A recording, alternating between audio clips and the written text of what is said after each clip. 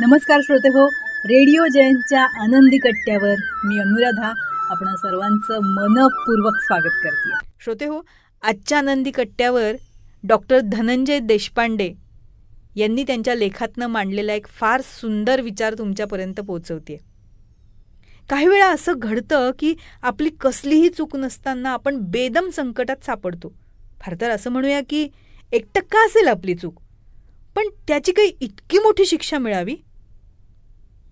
अशा वेळी सहनशक्तीत संपल्यानं नाईलाजानं जीव द्यावासा वाटतो. ज्येष्ठ मंडळी यावर म्हणतात की जीव देणं ना भ्याडपणा आहे.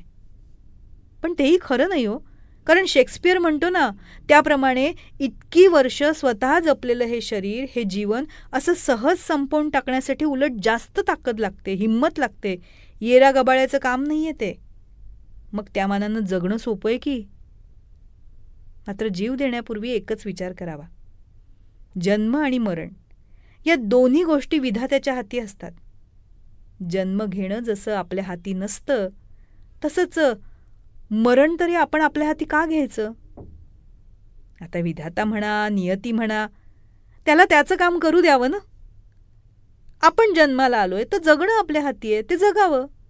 अहो, -120 कोटीतून अमिताभ बच्चन पुन्हा शहंशाह होऊ शकतो, किंवा कैक हॉटेलचे मालक असलेले विठ्ठल कामत एका रात्रीत भाऊबंदकीच्या दणक्यानं चक्क रस्त्यावर येतात, मात्र पुन्हा उठून उभं राहून लढतात आणि जिंकतातही. त्यापेक्षा तर आपण बरेच नशीबवान आहोत असं समजलं ना तर बरेच प्रश्न सुटतील. बचेंगे तो और लढेंगे म्हणा.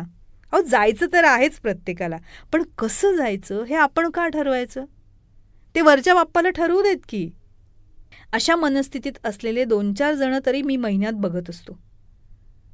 त्यावरनं लक्षात येतं की जे काही असं संकटमय घडतं ती टेम्पररी फेज असते, कायमची नसते ती. हेही दिवस जातील असं म्हणत उभं राहिलं ना की परिस्थितीसुद्धा शरण येते आपल्याला.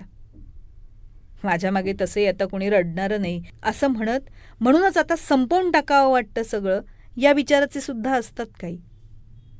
त्यांना हेच सांगणं आहे की ठीक आहे, तुमच्या मागे रडणारं कोणी नाही आहे, पण म्हणून आपण जायचं? अहो, मग त्यापेक्षा अवतीभोवती अशीही अनेक माणसं आहेत, मुलं आहेत, संसार आहे, ज्यांना कदाचित तुमची गरज असू शकते. त्यांच्या पाठीशी राहण्यात बाकीचं आयुष्य आपण जगायला हवं. मग बघा, एकाच वेळी तुमच्याही आयुष्यात आनंद येईल आणि ज्यांना आधार देताय त्यांनाही सुखाचे दिवस येतील. नैसर्गिकपणे मरण यायचं आहे तेव्हा येईल, आपण ते का ओढवून घ्यायचं? स्वर्गीय निर्मलताई पुरंदरे यांचं एक वाक्य आठवलं.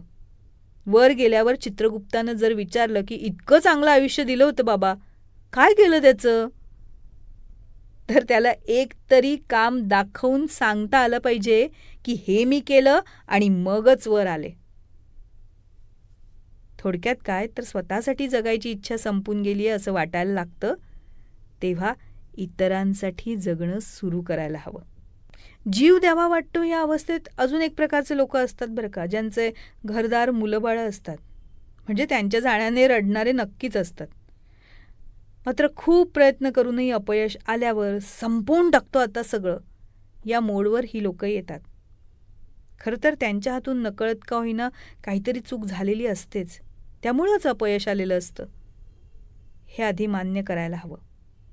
दुसरं म्हणजे आपल्या चुकीमुळे अपयश आलं म्हणून आपण जीव द्यायचा आणि मग त्याची शिक्षा काहीच चूक नसलेल्या घरच्यांनी का भोगायची?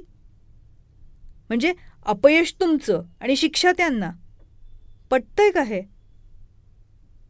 जीव द्यायचे विचार जेव्हा मनात येतात ना, तेव्हा त्या रात्री जवळ शांतपणे झोपलेल्या आपल्या लेकरांचा चेहरा फक्त 5 मिनिटं बघा. अहो, तुम्ही आहात म्हणूनच ते लेकरू शांतपणे झोपलेलं असतं हे लक्षात घ्या. स्वतःला संपवून त्याला सैरभैर आयुष्य जगायला का भाग पाडायचं हा विचार करा.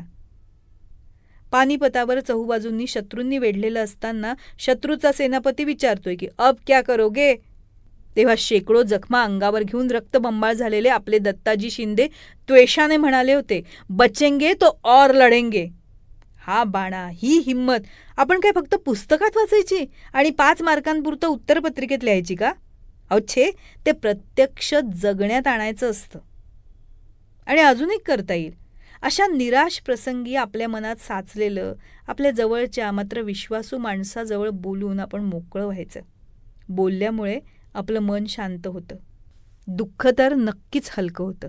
मग जेव्हाही असे वेडेवाकडे विचार मनात येतील ना, तेव्हा जवळच्या विश्वासू व्यक्तीशी मनातलं बोलायचं. बचेंगे तो और लढेंगे हे वाक्य मनातल्या मनात आठवायचं. आपल्या जवळच्या माणसांचा चेहरा आपल्या डोळ्यासमोर आणायचा.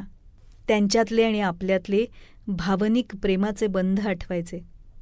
मग बघा, हा क्षणही निघून जातो आणि आपण परिस्थितीशी 2 हात करण्यासाठी पुन्हा सज्ज होतो. आणि हो, जो खरे प्रयत्न करतो तो अर्थातच यशस्वीही होतोच.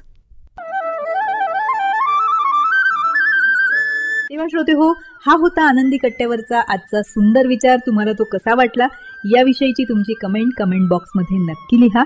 आणि त्याचबरोबर रेडिओ जयंतचे दर्जेदार कार्यक्रम ऐकण्यासाठी रेडिओ जयंत लाईक करा, शेअर करा आणि सबस्क्राईब करा. रेडिओ जयंतचं सबस्क्रिप्शन फ्री आहे. आणि त्याचबरोबर नोटिफिकेशनसाठी बेल आयकॉनवर क्लिक करायला सुद्धा विसरू नका.